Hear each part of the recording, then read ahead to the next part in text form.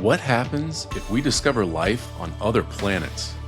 Would this destroy the Christian faith, since the Bible doesn't mention aliens? Or what if we find something even stranger? Intelligent plasma, interdimensional creatures, or cryptoterrestrial beings living hidden in our oceans? Can Christian paradigms survive such revelations? Well, believe it or not, this is not a new discussion. Not at all. Did you know the dialogue about life on other worlds goes all the way back to the ancient Greek philosophers? Plato and Aristotle were already thinking about this, and the early church fathers weighed in on the conversation. Popes, saints, scientists, and heretics are all part of the story, and it will probably surprise you to find out who said what. Even St. Anthony, the first of the Desert Fathers, had a run-in with an apparent cryptoterrestrial. Don't miss out as we explore the remarkable history of alien life in Christian thought. Our guest today is a theologian, church historian, and UFO eyewitness himself, who wrote an entire book on the subject, Dr. Paul Thigpen of blessed memory. Dr. Thigpen was a truly kind and generous soul. He made time for anyone who needed counsel and support through anomalous experiences. His schedule was jam-packed, counseling young people who needed someone to talk to about demonic experiences, spiritual warfare, and other anomalies. In fact, he became the spiritual mentor for congressional UFO whistleblower Dylan Borland, one of the most important witnesses who has testified under oath. Dr. Thigpen set aside 4 hours for me as a complete stranger just to talk about my own experiences and understanding. And then he set aside another 3 hours to record this podcast. This episode was recorded just 8 days before his falling asleep in the Lord. As such, this is probably the last unreleased interview that he ever gave. I am proud to dedicate this episode to the humble and gentle man of God, Dr. Paul Thigpen. May his memory be eternal. And so, carrying forward the torch that he lit, let's ask the same questions he deemed worthy of intensive study. How have Christians through the ages thought about life on other worlds? Is the church prepared for the revelation of non-human intelligence? And more intriguing still, might church history record encounters with it already? The answer lies in the Anomalies.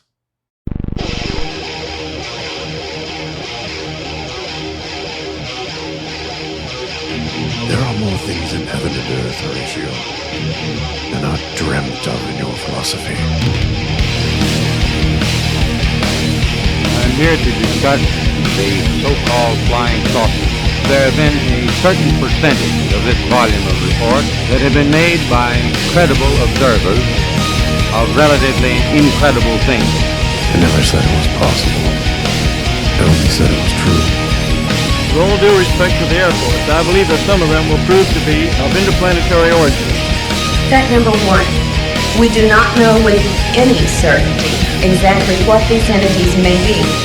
Extraterrestrial, interdimensional, terrestrial in origin, something we have yet to even dream of.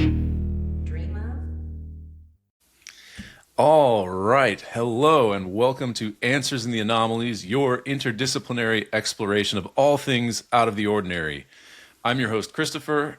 On this show, we follow the thread of UFO encounters wherever it leads into all manner of anomalous experiences that break from consensus materialist reality.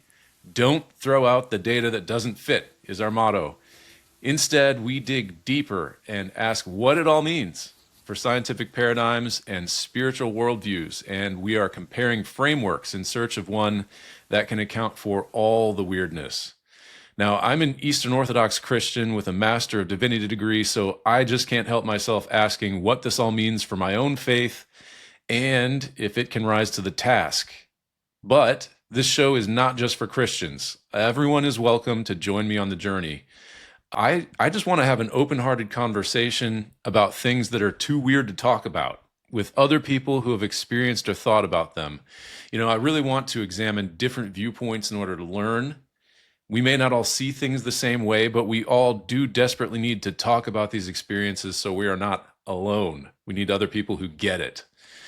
And as we compare frameworks, I'll be asking how a biblical worldview and the insights of historical Christianity might illuminate the questions compared to other worldviews.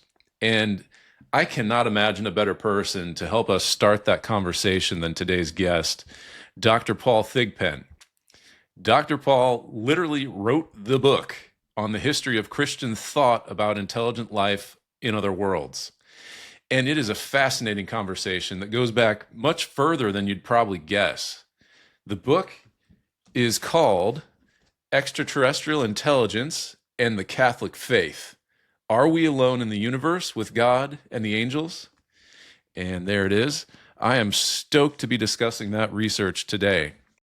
Dr. Paul Thigpen is a best-selling author and award-winning journalist, author of 60 books, including The Manual for Spiritual Warfare, Saints Who Saw Hell, and The Rapture Trap. He's published more than 500 journal and magazine articles, 500, and his work has been translated into 16 languages. Paul graduated summa cum laude from Yale University with a BA in Religious Studies and earned his PhD in Historical Theology from Emory University. He has served the Catholic Church as a theology professor, a historian, an apologist, and as an appointee to the National Advisory Council for the United States Conference of Catholic Bishops. That is quite an impressive resume, to say the least.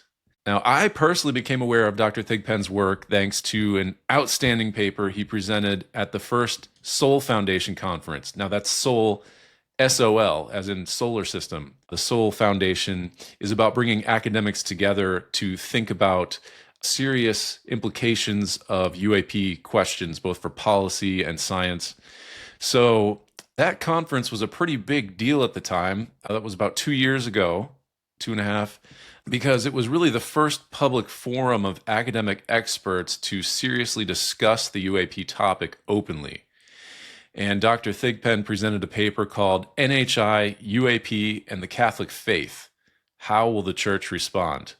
I was really blown away by that paper. It pretty much perfectly frames the discussion of non-human intelligence for communities of faith, particularly Christian. And it provides a really astonishing history of reflection on the question. And then it sketches out an action plan for how the Church should prepare to respond today. So I've been hoping to talk to you ever since I read that paper, and I'm really grateful you agreed to come on the show because this conversation is going to help us lay the foundation for our entire journey on this podcast. And this is one of the earlier episodes. So we want to make sure we're asking the right questions and make sure we understand that we are joining a conversation that's already in progress, not starting from scratch. So welcome, Dr. Paul Thigpen. Thank you so much for joining us. And how are you doing today? Christopher, it's a delight to be here. Thank you. I really appreciate the invitation. Doing well.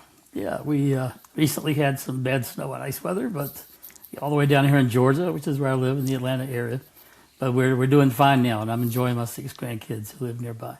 That's great. Yeah, it's we had that here in Wilmington as well, and it's not normal we get a buildup of snow. So before we dive into your exciting research, we do have a tradition on the show first to make things a little more personal. Now, you and I got to know each other a little bit beforehand, and I understand that you are not just an academic researcher, but also an experiencer of sorts. And it is one of the pillars of this show that anomalous experiences are actually more common than polite society would like to admit. And we're trying to normalize conversation about them. So I like to start every show by asking our guests, have you ever had any kind of anomalous experiences, whether that's supernatural, paranormal, UFO, whatever, that you could share with us? Well, I can. I'll be brief. My interest in UAP, what used to be called UFOs, and That subject was provoked in certain ways by a couple of childhood experiences, or childhood and youth, neither of which I claim absolutely are extraterrestrial or something, but they certainly piqued my interest. One was I was with a couple of buddies walking on the beach at night near Savannah, where I grew up, Savannah, Georgia. And in the sky there appeared two large glowing discs, each one about the size of the moon, looking something like what we would now describe as plasma, with white, green, red streak through. And of course we were shocked by it, to say the least. Right. Ran back to our car and drove back home. And then another experience again. And now, real quick, did you guys talk about it? Sometimes people have these sightings and then they act really strange afterwards, like it didn't happen, or there's some kind of like L.A. Marzulli calls it UFO brain fog. Did you guys talk about the experience you had together?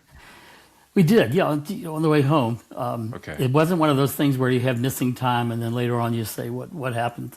Okay. So not that kind of experience, but just something that we couldn't. There's anomalous in the sky we couldn't understand. So it made me think about it a lot. The other was actually a recurring dream, I think, that when I was much younger, trying to place, just remember the details of where I was sleeping in the room I was in, my brother next to me in a double bed, probably would have been about maybe somewhere between 63 and 65. It's important because what the dream was I was lying in the bed, awake, my brother asleep next to me, big window over the bed, and all of a sudden a kind of bluish-green light, very, very bright, would come through the window, shine on me. I felt paralyzed and cold. I couldn't move. Oh. Tried to scream, couldn't do that. Could look over where my brother was, and he was just sleeping away. And then that's the end of the dream. But it would recur again and again. And this was at a time when the whole notion of abduction experiences was not publicized. I mean, I was pretty young. I think the Betty and Barney Hill story was probably one of the first to talk about it, but that was not the classic scene in the bedroom where something shows up and paralyzes you and takes you away. And that was a few years later, I think, that became publicly known, the Betty and Barney Hill. So that's what I'm saying. Nobody had a clue. It's not as if I picked up something from the culture. Right. So I don't want to make too much of it. It could just have been a dream. It could have been all coincidence. But what it did for me was one of the things that made me, once I began to read years later about certain stories, it made me think, well, what was going on that night? Why did I keep having that dream? So making no claim for the reality of these things, but simply they sparked my interest. Then aside from that, too, during an atheist period in my teen years, I ended up fooling around with the occult, not because I believed it to be anything other than powers of the human mind that we hadn't discovered. I was like a little scientific materialist, but ended up having some experiences that I came to recognize as diabolical.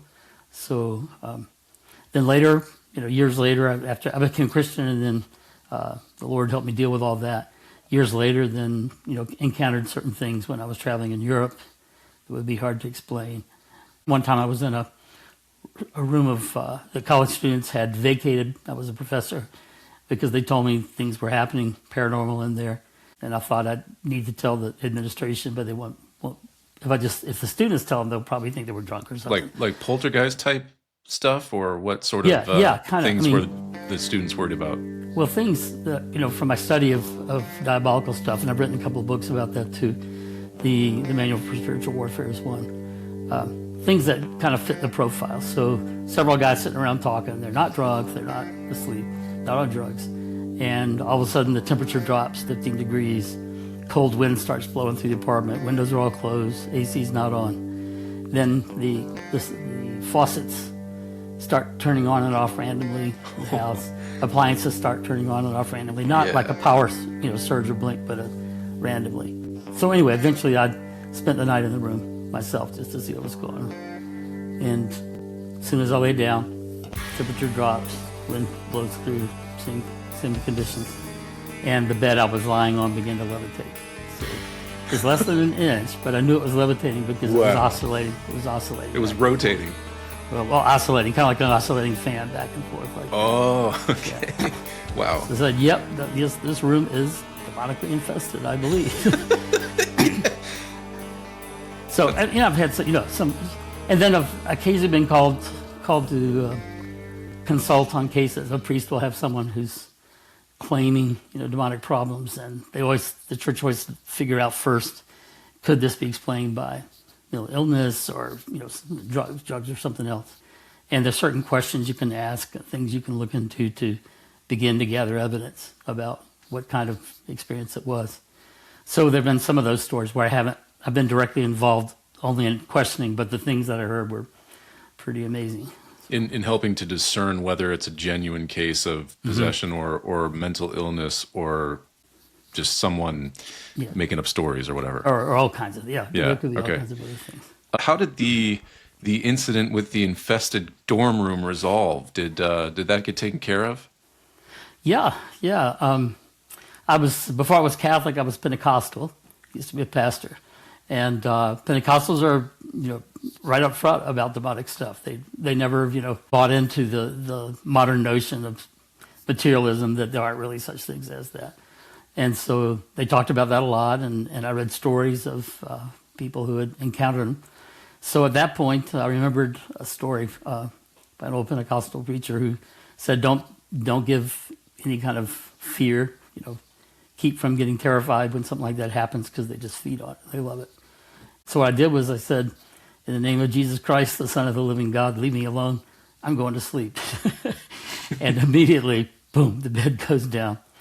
But then later on, when I did emergency administration, and they had the chaplain, with the bishop's permission, go through, do the rites in the building for a cleansing, put up blessed St. Benedict medals, which are powerful sacramentals in all the rooms.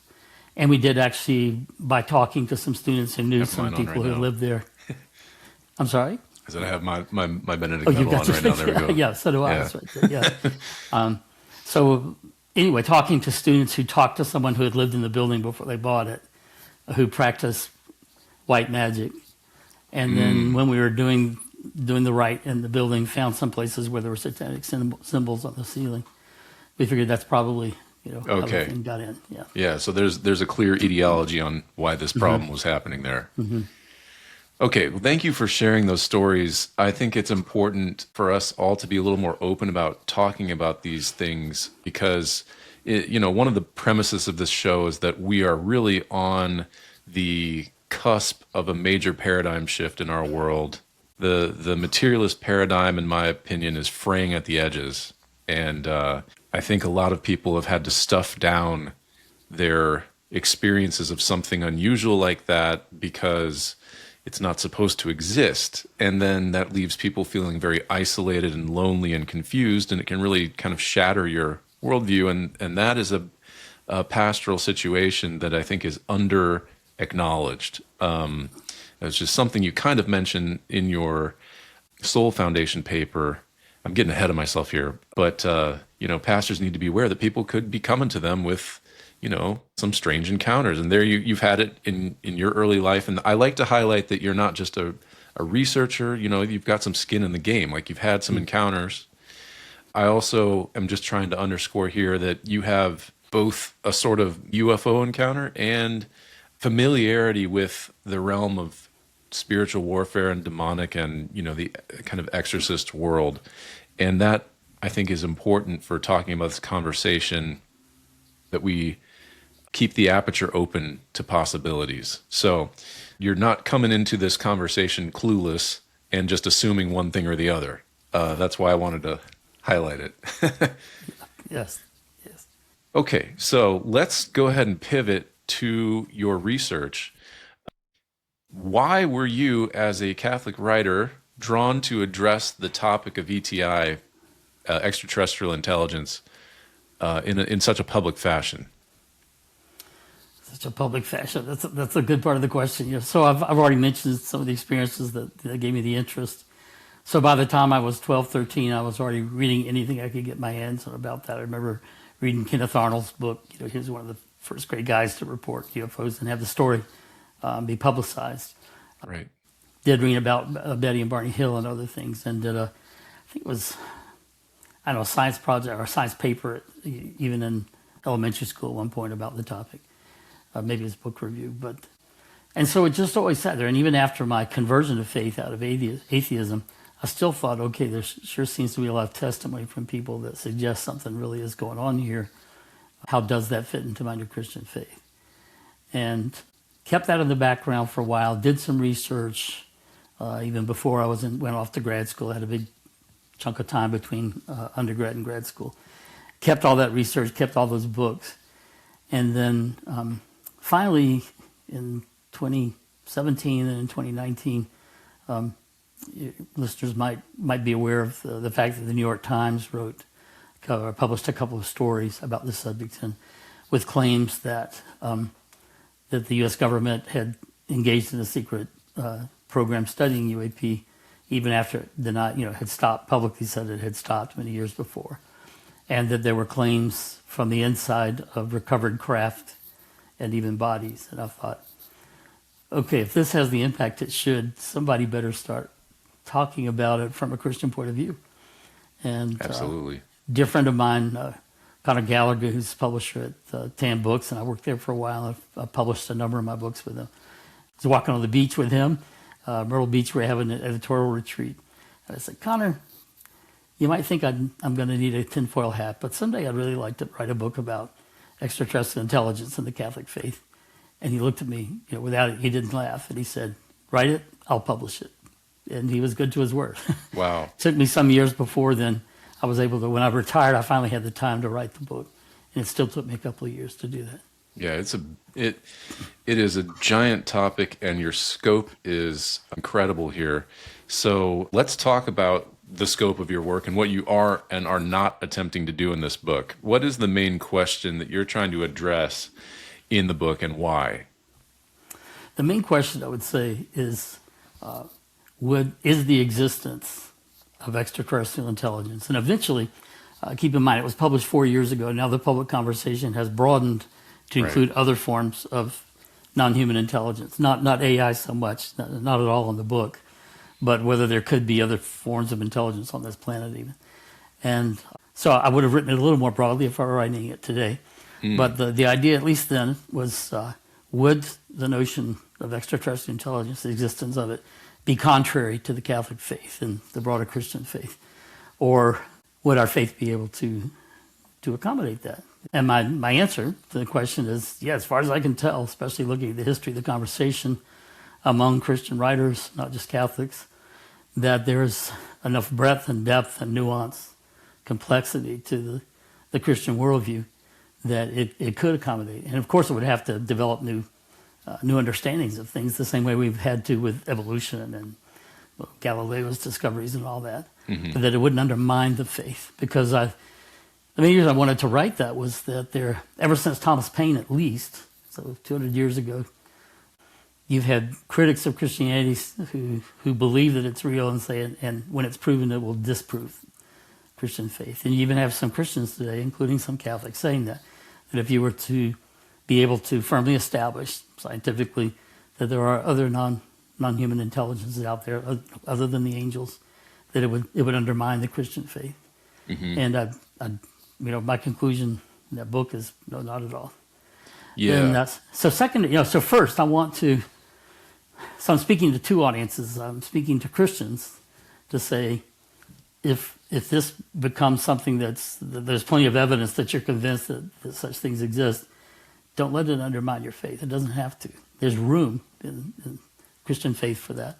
And the others would be to say to people, to our contemporaries who are kind of like Thomas Paine, no, it wouldn't destroy our faith at all. Let's talk about it. Yeah. Okay, we're going to get into both of those questions further. I just want to highlight partly what you're not attempting to do here. This is not a book of ufology that is analyzing, the history of flying saucers and trying to figure out what they are exactly. This is addressing the theological question of how a confirmed non-human intelligence other than angels would impact our faith, and whether Christian faith is consonant with that kind of idea, or if that poses theological problems for us. And you're concluding, no, it could be accommodated. But you're not directly weighing in on the book on the nature of what we're seeing right now. It's kind of a funny story. So I wrote the book, and meticulously avoided the topic of UAP. And then my friend Connor, again, the publisher, he reads it, and his brother, who's very interested in this subject, also works for the company, and he said, Paul, people who read this book are going to want to know what you think about UFOs. You've got to address it somewhere. So I said, okay, your publisher says that, you're going to do it. But what I did was to write a separate appendix at the end. So the whole, the book as a whole is not trying to make an argument that way. But in the UAP section, what about UFOs? It's called, I try to demonstrate that there are things going on now and have been going on that sure seem to suggest something non-human and intelligent out there. And this is something we're going to eventually probably have to deal with. And if that's the case, the church needs to prepare for that. Right. Okay. So one of the premises of our show that your book helps to address is the importance of foundational frameworks, the paradigms of thought that we use to make sense of the world. And because you do this really amazing, sweeping history of thought about the possibility of extraterrestrial intelligence or other, life on other worlds, your work really highlights how different models of reality lead to different conclusions about the possibility of life on other worlds throughout history. And that's true both in theology and in science, which is right on point for the show because we're asking both those questions. So let's go ahead and start talking about some of the dominant frameworks that have shaped the ETI discussion across time. I think people are going to be really surprised to learn just how old and lively the discussion about extraterrestrial life actually was. So how old is this conversation? Where does it really get started? Well, that we have records of anyway, and you have to wonder, what people thought before the records were made. In the ancient world, the classical world, several centuries before the coming of Christ, you have first Greek and then Roman thinkers, philosophers, other writers talking about it. So most people would recognize the names Plato and Aristotle, but you also have a school of philosophers called the Atomists, and Democritus is one of their famous representatives. But their thought came to dominate at least the Western tradition and even the Christian tradition for a long time after. And for them, the whole argument was, or debate, discussion, was framed around the notion of the plurality of worlds, as they called it. And by world, they didn't mean planets, they meant entire universes. And so the debate was, is our universe the only universe, or are there other universes? And of course, that touches on the topic of extraterrestrial intelligence, because if there are universes, there are probably other intelligent inhabitants too. So you had Plato, who had the notion of a kind of semi-divine or divine demiurge, who would take the existing material of the universe. Unlike the Christian and Jewish view that God created the world out of nothing, their idea was that the material universe had always existed, but it needed to be shaped and crafted. So the demiurge had done that. And because there was only one demiurge doing that, then that meant the universe he created is one. It was more proper somehow or fitting for one demiurge to have one universe.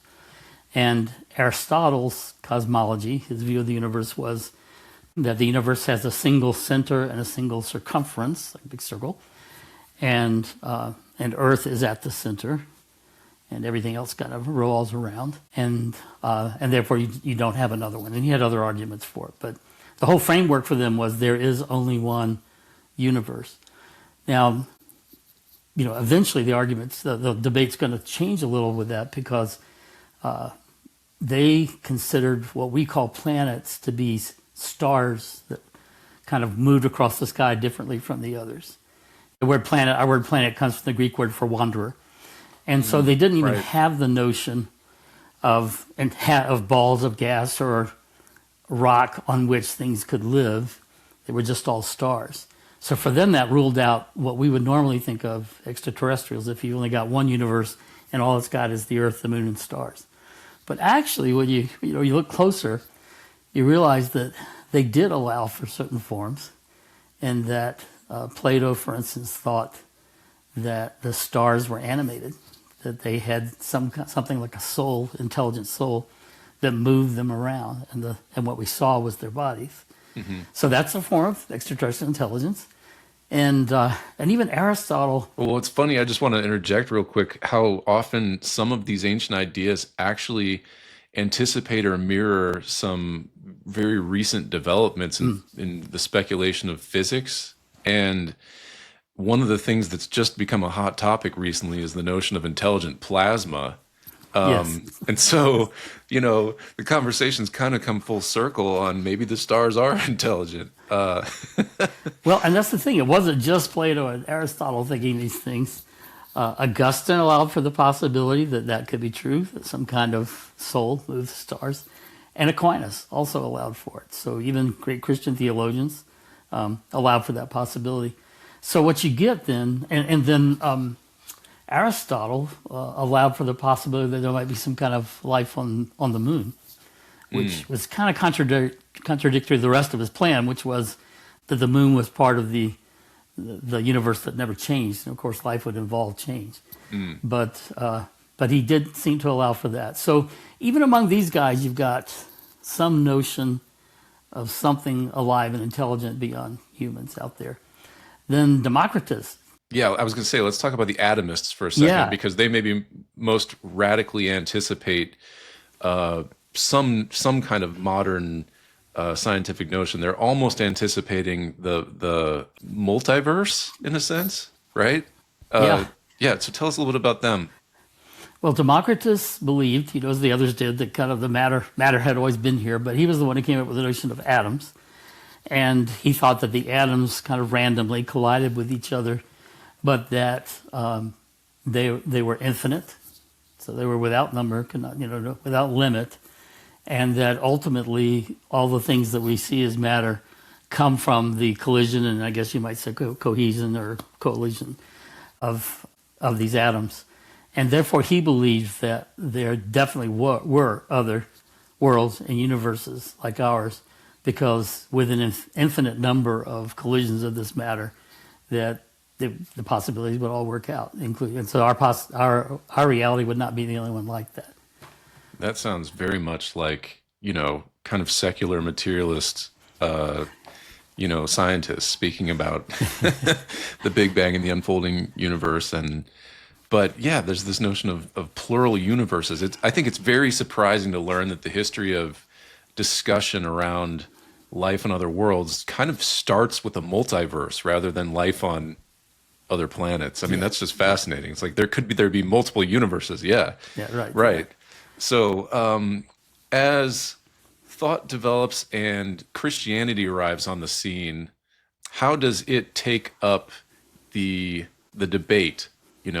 Christianity sort of, like Aristotle and Plato had essentially established the science of the day, right? So Christianity somewhat inherits that. But yeah, how does Christianity pick up the conversation in its early phase? The fathers of the church, the ones that we know best, that wrote so beautifully and so profoundly, were not illiterate men by any means. They had read, some of them were converts from paganism. They had read the great classics of both Roman and Greek philosophy. And so, shouldn't be surprised that the conversation did enter in with them. For them, what did change, two things, is emphasis that God created the heavens and the earth out of nothing. So you don't have this everlasting matter that has no beginning and no end. And that God created it. So there is a mind behind it, a creator who loves what he has created, and all these things. That affects everything at every level. It's not random like Democritus would have thought. You had a later Christian thinker saying, I think Democritus was right about all that stuff, except if he had believed that it had come from the mind of the creator, all this stuff. So you have that going on, and as you said, that's kind of their science then, that they pick up that, okay, sure sounds like we got all these arguments that there's only one universe. And that reflects the notion that there's only one creator, and okay. But then you have someone like Clement, one of the early popes of Rome, that claims that he knew the apostles, and maybe even was the Clement that St. Paul talks about in his letters in the scripture, where he writes about, He's making an argument about how the world as we know it has all these wonderful order and things that are ordered for the good of men, for the good of human beings. And then he goes on to talk about, and the other worlds beyond the impassable ocean. And of course, the notion there was the ocean surrounded the land, was impassable to human beings. And so what did he mean by that? Well, Origen, who was a great early Christian thinker, though of course went way off in a lot of directions because the church hadn't really spoken on a lot of issues that he got wrong at his time, but seemed to be a faithful man. He said, well, there could be two interpretations to this passage by Clement. It could be that he means just lands on the earth that are on the other side of the ocean that we can't get to. And in that case, it would be much like today when we just talk about the old world and the new world on earth, meaning the Eastern Hemisphere and the Western Hemisphere, that he was talking about worlds that way. And that was actually very forward thinking for the time, because a lot of the world got taken very much by surprise when they discovered, continents with other human inhabitants that weren't mentioned in the genealogies of the Bible, the Table of Nations. That was a little bit of a theological crisis early on in the early modern era. Yeah, it's just, I have to say, I love it. Well, let me finish real quick with the other. Yeah. He said, or the other possibility is that he means other inhabited worlds, like ours. So Origen was allowing for that possibility and thinking that Clement may have been allowing for that possibility. I was just going to say about St. Augustine, it's really funny. There was a notion back then called the Antipodes, and that was the notion that there were human beings who lived on the other side of the earth. And Antipodes means kind of opposite feet. So the idea was that our feet go down that way, their feet come up this way, so they're called Antipodes. And someone asked him, well, do you think they could be? And his argument was no, and that's often referred to as people saying, so see, he was saying there couldn't be other intelligent creatures. But if you read what he wrote, his argument was, well, we believe that human beings all are descended from Adam, and that's part of our faith. And so the Antipodes, if they're humans, they would have had to come from where we are, Adam and Eve, to where they are. But the oceans don't allow them to pass that way. So you can't say they're human beings on the other side of the world. Now, he didn't have the science, right, because he couldn't have at that time, or even the history. He didn't know about the ancient land bridge between Asia and North America. Right. And he didn't know about the kinds of technology that would allow people to get there. So if he lived today, he would say, oh, yeah, there are Antipodes. There are these people on the other side of the planet whose feet are opposite ours, but they are children of Adam. So you had Origen, and Origen had a possibility for all kinds of worlds and things like that. But by and large, the argument continued to go on the notion of a plurality of universes. And under the influence of Aristotle and Plato, especially because Democritus had been totally atheist. He didn't even allow for the Greek gods. Oh. The Atomists, that they kind of stayed away from his notions. But even then, you had folks like St John Chrysostom just mentioning briefly in one of his homilies that God's all-powerful and he can make as many worlds as he wants to. And just as it's easy for a man to think of multiple worlds, it's even easier for God to create entire multiple worlds. You had St. Athanasius talking about these things and then finally concludes, but there is only one, pretty much along the lines of Aristotle's notions. But so you have some folks kind of opening up the conversation. But it wasn't until, I know you want to get to this eventually, it wasn't until people began to question Aristotle's cosmology, his view of the universe, and to realize it wasn't working, that they finally were able to open up to the notion of, wow, there are planets out there, there's solid blocks, there are balls of rock that could have things on them like we do. Right. And we're gonna talk more about how the conversation changes as the scientific conventions of the day change and the philosophical presuppositions. But I do want to stick a little bit longer on the kind of patristic early Christian era. I thank you for working in some of the Greek fathers, since I'm Greek Orthodox and we love St John Chrysostom and Athanasius. So they did weigh in, and I would really love to know, because you focus on the development and history in the Western Church. This would be a great doctoral dissertation for somebody to do, tracing the same history in Eastern Christianity, reflection of thought on this, because that's beyond the scope of your work.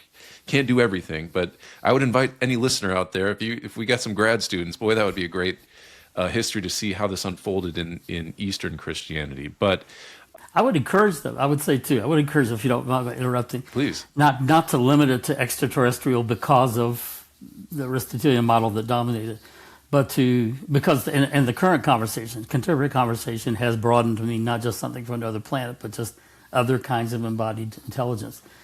To open their aperture to look at which of the fathers and others might have seemed to be quite open to what in contemporary terms are now being called ultra-terrestrials, the notion of something else on Earth that's actually intelligent and embodied. Because you do have St. Jerome talking about St. Anthony of the Desert, St. Augustine as well, who are basically seem to be affirming the existence of such things. Right, perfect bridge for where I wanted to go next, which is the discussion of other intelligent life on Earth, which I think is a sort of shocking question to bring up for, most modern people. They're sitting here, the questions about whether they're out there on some other planet. But if you look back through the history of cultures on Earth, pretty much all cultures have been saying there's something else right here. Yes. And there's all these strange encounters. And early Christianity is not an exception to ancient cultures reporting encounters with non-human, apparently some other type of intelligent life form. And I was really surprised to learn this. I first encountered this when I read Jacques Vallée's Passport to Magonia.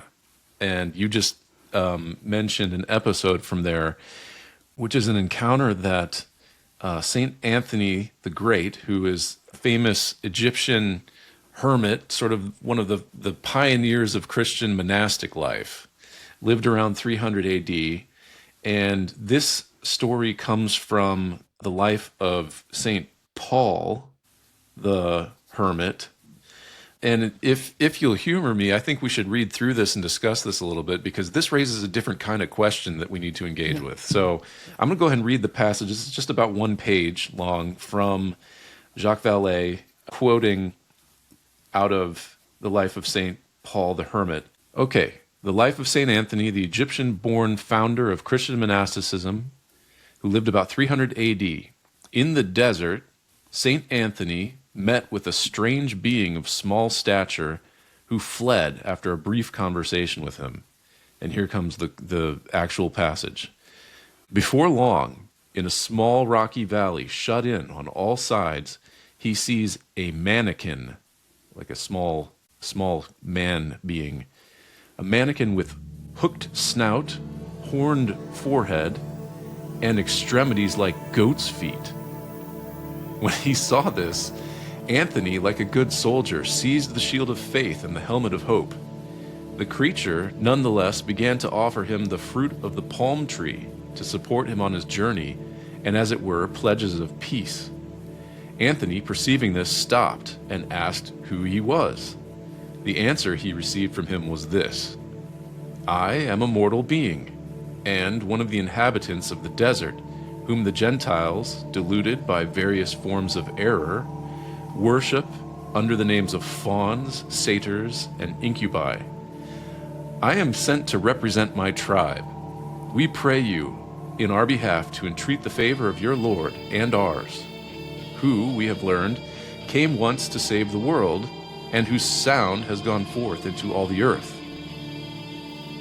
As he uttered such words as these, the aged traveler's cheeks streamed with tears, the marks of his deep feeling, which he shed in the fullness of his joy.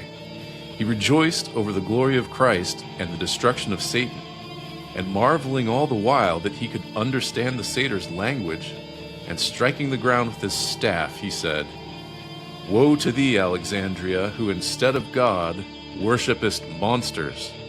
Woe to thee, harlot city, into which have flowed together the demons of the whole world.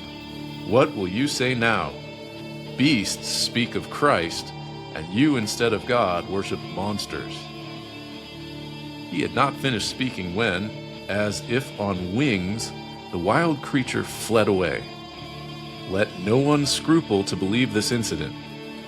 Its truth is supported by what took place when Constantine was on the throne, a matter of which the whole world was witness.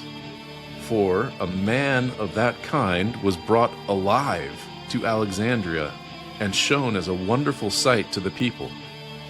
Afterwards, his lifeless body, to prevent its decay through the summer heat, was preserved in salt and brought to Antioch that the emperor might see it. Wow, and that is written by St Jerome, who is a absolute pillar, a very serious guy, right? This is the He's a father of biblical scholarship. right, It's called, one of the greatest biblical scholars that ever lived, and especially what he was able to accomplish for his time. I mean, we're talking about just about the only Christian in the ancient world that was fluent in Hebrew and was able to read the Hebrew scriptures and translated the entire Old Testament from Hebrew into Latin, which became the Vulgate, that the Bible that Western Christianity used for roughly the next 1,000 years. So that same guy is writing this story and taking it dead seriously, and that just blows me away. What are your comments and thoughts about this passage?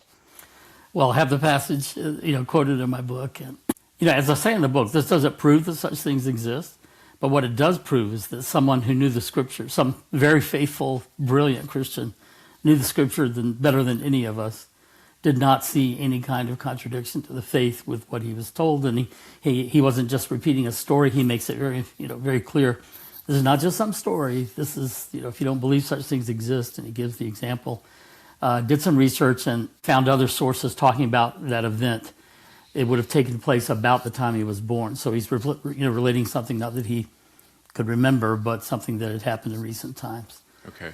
And then you get St. Augustine, in City of God. He refers to all the occasions. He's talking about whether angels have bodies or not, and on the occasions where women especially claim to have had sexual encounters with incubi and succubi, and those kinds of things, and not speaking of them as demons, he says, I think it would be imprudent to reject all the many testimonies we have of this. So he was thinking, he was speaking in terms of the Greek mythological figures, that he thinks apparently some of these are real, that we can't just write off all this testimony. Wow. Yeah, and I'm struck by a couple things in the passage that we read. One is just the way in which Jerome doubles down on the reality of this incident. He's like, this isn't just myth. If you think I'm just reporting one story about a guy, well, guess what? They had one of these creatures actually brought live and displayed him to everybody, and they even preserved his body in salt. And it's almost like you can go see it over there if you That's all the way to the emperor in Constantinople to show him. But on the other hand, I'm struck by, and this is what struck Vallée, is certain parallels with modern ufological encounters. Mm-hmm. One of the things that's interesting about it is that he says the creature fled away as if on wings, so some sort of really quick, unnaturally quick departure. It raises the question about the nature of this being. Is it just purely physical? Does it have some sort of different relationship to the rules of physics than we do? One of the questions that was somewhat debated in, as I understand it, in the medieval West is the question of a kind of middle nature between human beings and angels. Whether there might be something a little bit more spiritual than us, but a little more physical than angels, because there seems to be this broad kind of gap in the ontological ladder. And I was talking with someone here in town, a young, very smart Catholic fellow, and he has a friend who he says told him he was aware of even some local church councils in the Middle Ages that were discussing the the possibility of the existence of fairies or something like that, this middle nature. Can you comment at all about the idea of a middle nature and reflection on that from I think that's surprising to think that Christians might tolerate that idea. That's there in Islam with the notion of jinn, but I don't know. I found that a little surprising. Well, it's one of those things that our thinking is so shaped by the last 100 years or so. First of all, I was going to say that even in Augustine's time and since then, some who would speculate that angels are some kinds of angels, and angel means messenger, that do have bodies, because the majority tradition is that they are non-corporeal angels, and their fallen counterparts, demons, do not have bodies proper to them. But that some angels could actually have a more subtle, is the word they would use, a more subtle body, or a body made of more subtle material. And the way they would describe it is it's kind of like air. Air is actually some kind of matter. It exists. It's not nothing, but you can't see it, but you can see its effects. So it's kind of an interesting analogy that perhaps there are angels or creatures that we just call angels who have bodies of some kind of subtle matter, and they're not exactly like the angels in Scripture that we know. But the other notion, C.S. Lewis, a writer probably at least some of your Christian audience will understand. He wrote some really good stuff about extraterrestrial life, but also about fairies, the whole notion of fairy folk. And even though people think of him as a theologian, that's not really the field he was trained in, as good as he was in those things. He was in medieval and Renaissance literature. Right. And in one essay, he writes extensively about the notion of fairy folk. And he believes, looking at the literature of that period, that it was pretty commonly believed by Christians that fairy folk were real, that they were mortal, but they just lived longer than we did. So they didn't have immortal souls the way we do. And in that sense, you might say we're not fully in the image of God as we are, even though they had free wills and intelligence. And that it wasn't until the coming of the Calvinists, who came in and claimed it's all demonic, that the notion began to change, that's something that's evil. But instead and you get them in, the Chronicles of Narnia, the other creatures like that. Right. So if that's correct, he knows the field much better than I do. It is interesting that for many centuries until closer to the modern period, they just kind of accepted that things are, and that the testimony of so many people that they are there, that they're real, but that they're not human. And I don't know if you would say they're superior somehow between us and angels, because again, they're different from us in certain ways, that they really live a long time, but they're mortal. They die, unlike angels. My notion is that if they're real, that they're not fully in the image of God, because the souls they have are also mortal, that they come to an end. But that's a whole different topic, because that takes you into talking about Neanderthals and all kinds of things. Yeah, and I do want to get to that when we get to the theological questions that are raised. But it does seem to sound a lot like what Islam talks about with the jinn.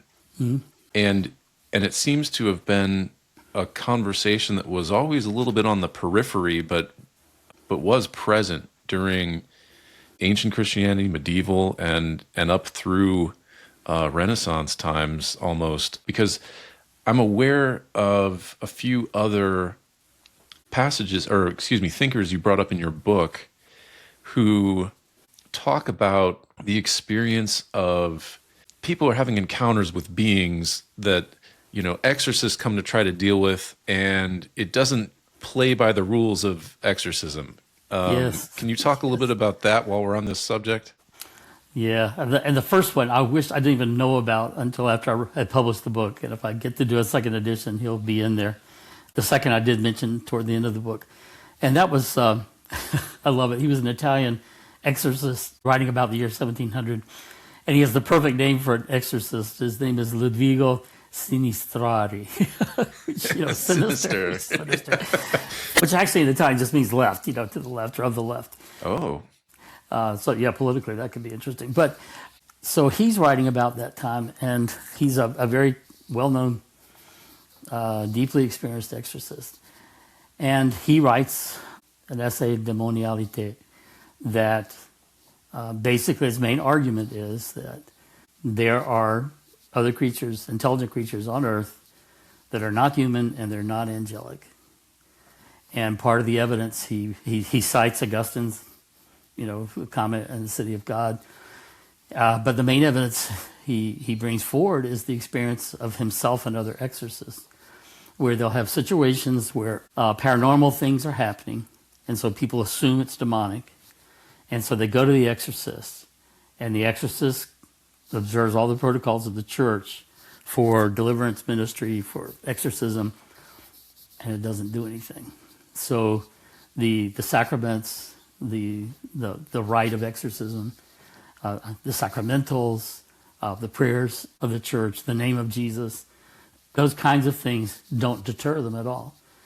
And so their conclusion was they're real, obviously, but they don't seem to be demons, because demons would have to submit to the authority of Christ.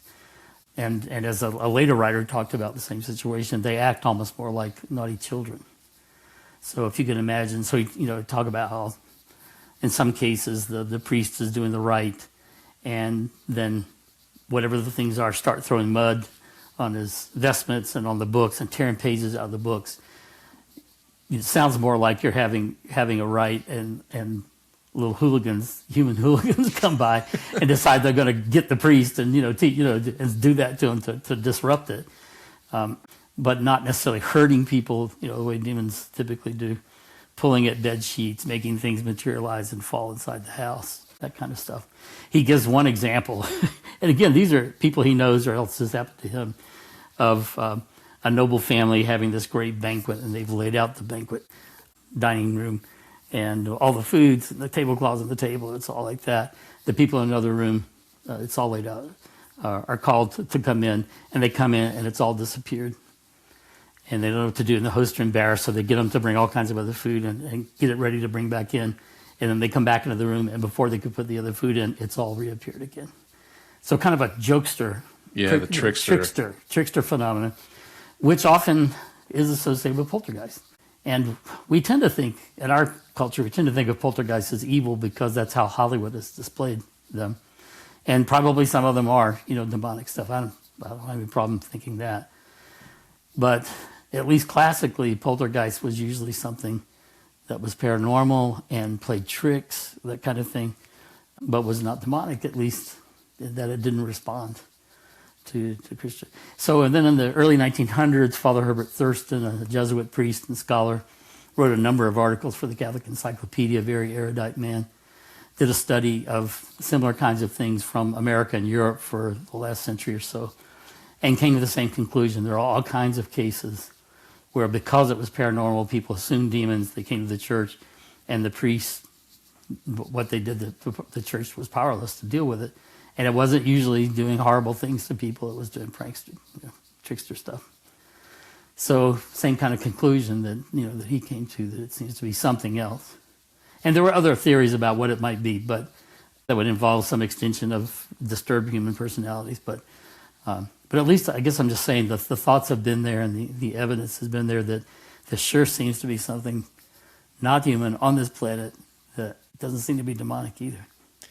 Yeah, it really does raise questions. It's at least this conversation has been present for a long time, organically within Christianity, and there, if nothing else, it raises some questions about, have we thoroughly and correctly understood angels and demons and the various, other unseen entities and the rules about them, so to speak, Mm-hmm. But it raises this possibility there's something that's a more diverse realm, or there's some in-between category too. So I just thought that was fascinating. That wasn't really something I considered until fairly recently, and it very much does seem to line up with some of the conversations that are happening in modern ufology. Mm-hmm. You hear our Congress members and whistleblowers like David Grush kind of being careful to avoid exclusively extraterrestrial mm-hmm. ideas, and now using words like interdimensional and ultra-terrestrial, and might not be coming from somewhere else. Yes, yeah. Or just non-human intelligence, broadly speaking. And you even get the trickster thing. I mean, I'm not the only one to notice that. Jacques himself has, and other folks, that a lot of the encounters seem to be almost playful. So you've got Ryan Graves, someone I know a lot of these folks personally, and I believe their testimony with the objects that are out there, which, first of all, kind of geometric shapes and stuff. They're not dragons or something like that. But anyway, the way they'll come up and they'll play, they'll go around and do things, almost trick kind of things. Oh, it's very much cat and mouse games. Yes, right. And then you get something like Skinwalker Ranch, which could deserve its own show, although I wouldn't be an expert to talk about it by any means. How some of the things that have happened there are just really seem to be like playful things. Father, folks that lived at the ranch a few generations back, and I mean still within my lifetime, but the father wanted to know where his post hole digger is, this big heavy thing, and family says, I don't know, we haven't done anything. He gets really, where is it? Well, it just seems to have disappeared. And then later he finds it something like 40 feet up in a tree. Right. Or one day he had all this firewood stacked nicely on one side of the yard, goes in to take a break or something, comes back out and it's gone. And then it ends up on the other side of the yard, stacked again. Yeah, and then there's a time where all the cows disappeared, and they're like, where'd all the cows go? And they find them like locked up and cramped. They're somehow on the inside of a locked building, all crammed in like sardines. This mimics a lot of sort of the fairy lore that goes back. There's there's a lot of cow shenanigans in this history, and stolen milk and all stuff like that. Yeah. But let's get back to the kind of big picture history of how thought has evolved on the question of life in other worlds through history. I was really struck in your book by how the history of reflection on that question feels like a long series of pendulum swings based on the prevailing attitude or assumptions in science and theology. Can you kind of take us through a big picture overview of that pendulum swing through the ages? Like in Christian reflection, we kind of got to about the Middle Ages. I guess we haven't actually talked about Aquinas and Aristotelianism kind of solidifying, and then how we get out of that and how it swings back and forth. So can you kind of just give us a sweeping overview of some of the prevailing attitude changes that went through Christian history? Yeah, so for instance, with Aquinas, he was, people who know anything about him know he was thoroughly Aristotelian, did have to take on some correction of Aristotle in certain ways according to Christian theology. So for instance, Aristotle thought that the material universe had always existed, and Aquinas said, no, we know by faith it has a beginning, that God created it. But by and large, went by that model. And so you had folks influenced by that tradition, Dominicans especially, part of the same religious order that he was a part of, with a lot of theologians, kind of going that way, and he only cautiously allowing for maybe animated stars, that kind of thing, but no sense of planets, like as we know them. They thought they were stars. So, but what happens, interestingly, so a lot of folks start claiming God could not have created a plurality of universes. Within a few years after he died, Etienne Tempère, I might be not pronouncing that right, who was the Bishop of Paris, which is where the University of Paris was, where Aquinas had taught and where it's kind of the center of all kinds of theological thought of his day, issued this declaration about certain things that were heresies that should not be taught. And one of them was the notion that God could not create a plurality of worlds. And his argument was, God is God. He can do what he wants to. He can, just like Chrysostom had said, he can create a plurality of universes, of course. And kind of correcting the notions, because a lot of the notions that Aquinas and others, following Aristotle and others, had was things that, like saying it would not be fitting for a single creator to create more than one, or that it would be redundant to create more than one. Those don't convince me at all. That kind of argument, because they had counter arguments. Other folks say, no, actually, it would show more of his power and his creativity to create lots of them, or to think of Chesterton many times, many years later, centuries later, saying that he thinks God's like a child who's always saying, do it again, when something's good. And what if every dandelion that's out there was God saying, "I like that. I'll do it again. I'll do it again," because he's young. Our Father is young. He says. So this, for instance, the notion of redundancy just has no power for me at all in this argument. So you have then the beginning of someone in the church coming in and saying, "Those arguments don't work. He can do whatever he wants." So very soon, then the philosophers had to start backtracking, and they would say, "Okay, it's possible for him to, but he hasn't done it for this reason." Or there was one who said that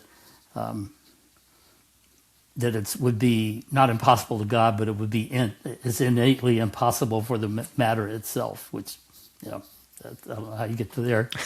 And then another one that said, okay, he could do it, but it would be against the laws of nature, and therefore, if he did it, it would have to be by a continuous miracle. Okay. Every way they could to try to get around, this God can do what he wants to do. So it wasn't, long after then that you begin to get, in terms of centuries, begin to get people then who are pushing back in all kinds of ways on Aristotle's model and showing that a lot of it was just taken for granted. And I just want to point out that that's before the Copernican revolution, right? So the church already is starting to back away from being anchored to Aristotle's geocentrism even before it was, proven with math and science that we kind of had to move away from that worldview. Yeah. So you begin to then have philosophers who are Christian philosophers who say, no, I don't think so at all. And you get, for me, that Nicholas of Cusa, Nicholas Cusano, he's sometimes called, is one of the more interesting of the characters. So he was a cardinal. He was a papal legate to ecumenical council. He was a papal advisor. So he had, the respect of Rome, that's for sure. And my goodness, he pushed back really strongly on all those notions and proposed that, yes, there could be multiple worlds and other created intelligences, and that would all be in keeping with God's creativity and his plurality of power, you might say. And then others begin to similar kinds of things. And so they, of course, they do get pushback. But the next big thing then finally happened was Galileo. And even then, the church gets a bad rap about Galileo. I mean, some people even say, he was executed. No, he wasn't executed. He was on house arrest, yes. But the point being that it wasn't just the theologians of the church hierarchy that were saying Galileo had to be wrong. The philosophers and scientists of the day were saying that. Everybody was saying it because they were all beholden to Aristotle. But when he began to show, and not only that, when he saw in the telescope the moons of Jupiter, which would be part of the proof that he had that things were the way he said, as a scientist, he needed other scientists to confirm that. Where did he go for that? He went to the Jesuits, the Jesuit astronomers, and they confirmed it. So it was part of the church that was confirming him where he was right. And he was wrong in certain things too. I mean, objectively, scientifically wrong. But all that to say, so Tommaso Campanella, who was he Jesuit or Dominican? I can't remember. Anyway, scholar contemporary with him after the condemnation was writing something of a defense, not of all of his ideas, and he made a very profound statement to me. He said, what he's teaching isn't contrary to Scripture, it's contrary to Aristotle. Mm-hmm. And that's what needed to be said. Guys, right. You're going according to a cosmology that is not inherent with Christian faith. It's not even where the Christian faith grew out of. It's something we've adopted that we need to let go. And I think that's a good lesson for us today. There are a lot of folks, we'll probably get into it, who are saying, such and such can't be because it's not, the church teaches against it. And you start to look at it as I have. He's like, no, the church doesn't teach that. That's part of comes from some other place. And we can let go of that without denying or betraying the faith. I think a lot of people just assume that the Bible is inherently linked to a particular cosmology. Mm-hmm. And that's not even the case with the early church fathers. I mean, people just assume modern fundamentalism as how Christianity always understood its relationship to the biblical, like Genesis account. And actually the early church fathers were far more sophisticated than that. You see quite a few of them approaching the Genesis narrative saying, this is not necessarily trying to teach us exactly how God created things. Chrysostom says this. It's not, don't get hung up on the exact how did he do this and that.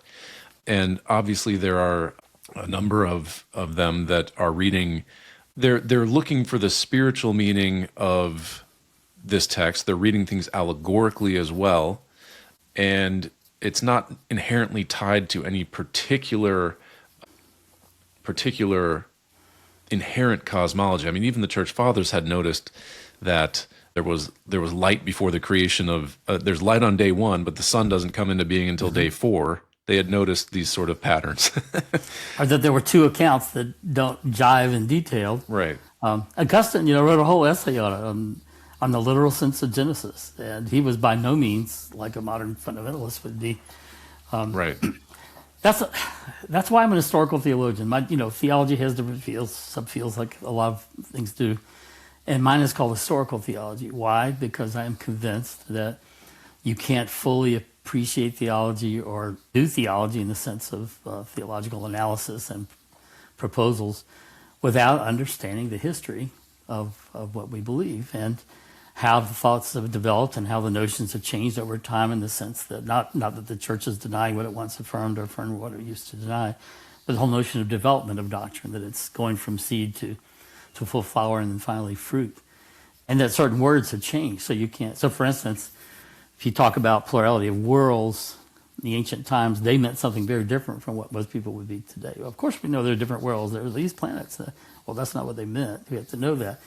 So I often say, if you come to a party late and you see a group of friends talking, you go over and get a drink and start listening to the conversation, and then they say something, you comment on it, you say, oh yeah, well, what, like that. And they all look at you and say, he just said that 5 minutes ago. Or she just said that an hour ago. And you realize you don't really, to be fruitful in the conversation, you need to know something about what came before. Right. So, yeah. It's just important. It's important. Yeah. Okay, so returning to the history of Christian reflection on this subject, and before we move into the post-Copernican and Galileo era, I do want to talk about one really kind of a distinctive character in the discussion, which is Giordano Bruno. And where does he fit in this? Because some people have heard of him. I know Dr. Diana Walsh-Pasolka brings him up sometimes as an early thinker about other worlds. So what was he thinking and talking about, and how did he fit in the history of the church?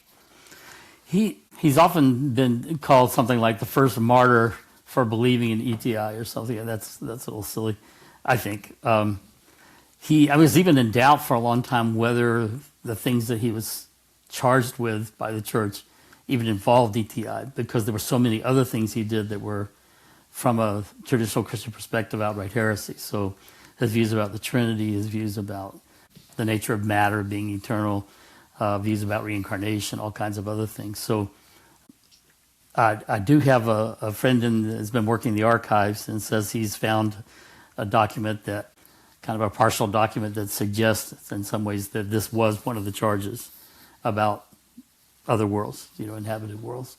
And if that's the case, then okay, it's part of the package. But it's not as if he was put to death in the Inquisition. The church didn't stop it, but it was secular authorities who did it, because the ideas he had were to them so outrageous. And I'm not defending that at all, but it's not as if this is a guy who said, "Hey, I believe in extraterrestrial intelligence," so they said burn him. It's not that. So he's a very complicated figure, very arrogant in certain ways, the kind of person who often just annoyed people that were in power, I guess you might say. Again, I'm not trying to defend him, but just he was one of those who was open to this, and but people weren't ready to hear that yet. What were some of the things he was saying about other intelligences or worlds? I don't quite remember. Okay.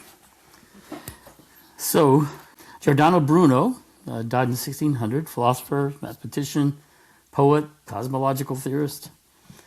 he said a lot of things that were not contrary to faith and that were thought of that way. The universe is infinite, could have no center. That's contrary to Aristotle.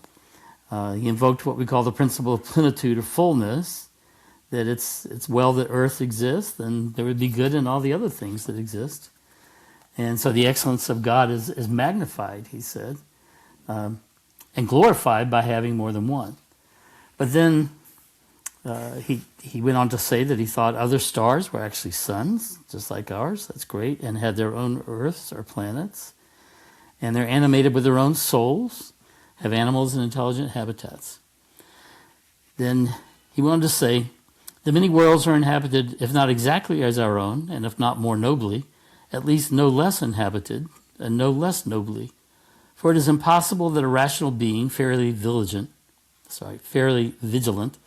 can imagine that these innumerable worlds, manifest as like to our own, or yet more magnificent, should be destitute of similar or even superior inhabitants. So, again, he had a rather kind of a legendary inflated ego. And so, for instance, he respected Copernicus, but he boasted once that he was the only one, he himself, who has penetrated into the heavens, past the frontiers of the world, shattered the fantastic walls of the spheres, and located inhabitants in the sun, moon, and other stars. He was the only one who had done that.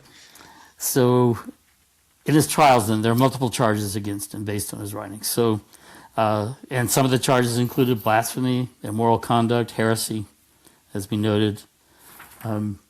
He had what were considered heretical positions on the Trinity, the divinity of Christ, the Incarnation, virginity of Mary, the Mass, the Eucharist. Insisted that the universe was not created by God out of nothing, but it always existed. His ideas of God tended toward pantheism, the belief that God and the universe are identical. The universe is a manifestation of God's being, believed in reincarnation. Also deeply involved in the practice of magic, divination, and other occult practices. Yikes. So there's at least one scholar that concluded that, quote, Bruno pushes Copernicus's scientific work backward into a pre-scientific stage, interpreting the Copernican diagram as a hieroglyph of divine mysteries. So just had to kind of read that from the book. There's so much there.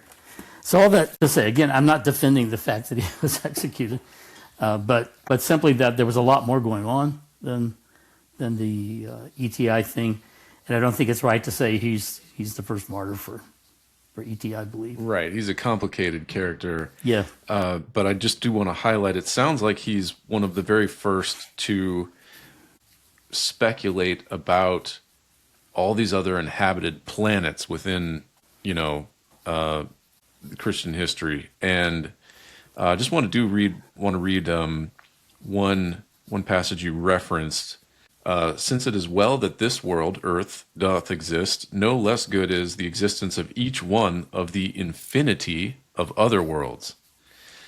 Thus is the excellence of God magnified, and the greatness of his kingdom made manifest. He is glorified not in one, but in countless suns, not in a single earth, a single world, but in 1,000,000. I say, in an infinity of worlds. So he's actually speculating about an infinity of worlds, which is kind of like Demosthenes, like the Atomists. Yeah, he's back to atomism. And others had said the same thing, that it's the argument, it's called the argument for plenitude, for fullness, that God is better glorified by making lots of good universes and lots of good worlds and lots of good intelligent species, that's not redundancy, that's plenitude, that's fullness. Mm-hmm. One of the other reasons I wanted to talk about it briefly was because this is one of the first times that I see a constellation of beliefs coming together that I also see in modern ufology. So here's one of the first guys to talk about all these other worlds inhabited by other intelligent physical beings like us, and yet at the same time he has this very New Age type of worldview. So the universe, God and the universe are identical. The universe is just sort of God's being coming into manifestation. People in New Age will say like source. They'll talk about fractals of source. He also believed in reincarnation. And as you say, he was involved in kind of esoteric practices. And boy, a lot of that stuff just goes hand in hand when you delve into ufology culture and the people that are interested in it and they're drawn to it. And I often say, ufology becomes theology fast, you know? Sure. Oh, yeah. And I just found this to be an interesting character where he has some speculations about other worlds that, kind of resonate with us, but he also has a lot of very, very strange notions if you're looking from the point of Christian theology. He really is a radical departure from Christian ontology, the Trinity. Like he thinks creation is eternal. That's basically an old Greek idea. So I just thought it was a little bit interesting that this guy, who's a real outlier and does get in big trouble, kind of basically has the same beliefs as modern, New Age ufologists. Yeah, very similar. And it's kind of interesting. I see in contemporary times that folks who don't have kind of a Christian framework for trying to understand this, as you and I do, that many of them were scientific materialists for a while, as I was. And the UFO subject, the UAP, has kind of shattered that tiny little worldview that only the material world exists and that science can understand and explain everything, and if science can't explain it, it must not be real, and on and on. And they've been shattered out of that. And they've told me personally, I feel like I'm on a spiritual journey now, coming out of that scientific materialism and trying to find where to go. And my encouragement to them is, well, check out what the Catholic Church has to say. But a lot of them are turning east, to monistic notions, to ancient Gnostic, kind of a lot of folks that way. And I see it as kind of a natural progression. If you were a materialist and now everything is shattered in that regard, then you find yourself running around wherever you can to try to make sense of all the pieces. Yeah, and I have to commend people for starting that exploration because, like I said, one of my premises is that materialism is fraying at the edges, and we're on the cusp of this kind of paradigm revolution that's just not going to be a viable worldview anymore. But it's left people very spiritually starved for transcendence, for encounter with some sort of higher force in the universe. And, I think it is absolutely predictable and laudable that people are looking to move beyond the constraints of a secular materialist worldview, which is just ultimately inescapably nihilist. There's no way to have ultimate meaning within a cosmos that accidentally exploded into being. And so that's partly what this podcast is about, is exploring the different spiritual frameworks to make sense of all of this and seeing which one offers the most satisfying answers. So I think that's inevitable. When you delve into ufology, you're going to end up doing theology because it raises these questions innately. Where did we come from? Why are we here? Yeah. What does it mean to be human? I mean, that's exactly. Another one. What's our position in the universe? Is there meaning? Is there, and even some people have observed there are a lot of Christians from other traditions besides Catholic and Orthodox to look at these, and some have talked about how there's kind of a ETI messianism, and yes. You do see it. This notion that we made such a mess of the world, and ETI, the Extraterrestrial Intelligence, are here to help to kind of save us, basically, and give us something. And then you get certain, experiencers claiming that they've had things revealed to them, that Jesus was an extraterrestrial, and all those kinds of things. So, all kinds of. I mean, it's nothing new in the sense of some people, read a book about it now and say, "Oh, this is all new," but actually, Scientology was this way, and it's been around for a long time. When I was more than 50 years ago, I was at Yale as an undergrad in religious studies, and did a whole course on new religious movements in America. And already we were studying several different movements that were based on the UFO subject, but were actually had congealed into actual religions in every sociological and spiritual sense of the word. So it's been going on for at least a generation, and probably in other ways too. Right.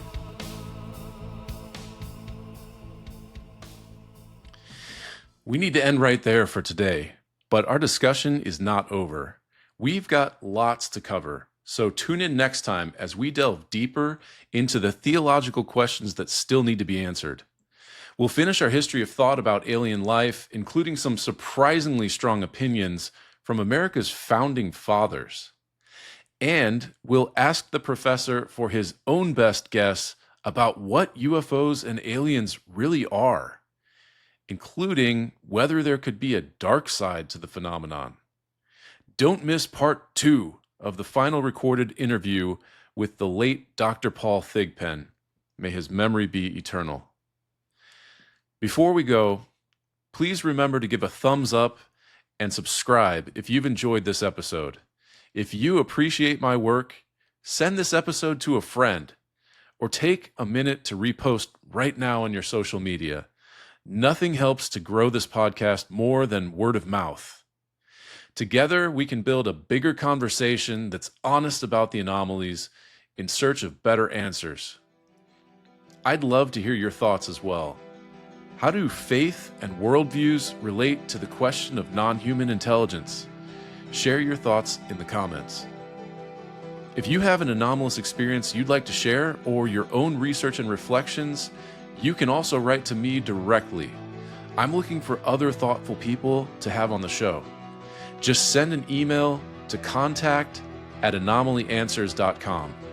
That's contact@anomalyanswers.com. That's it. We'll see you next time. Let's keep exploring the anomalosphere. But remember, anomaly responsibly. Hear widely, think deeply, hold lightly. God bless.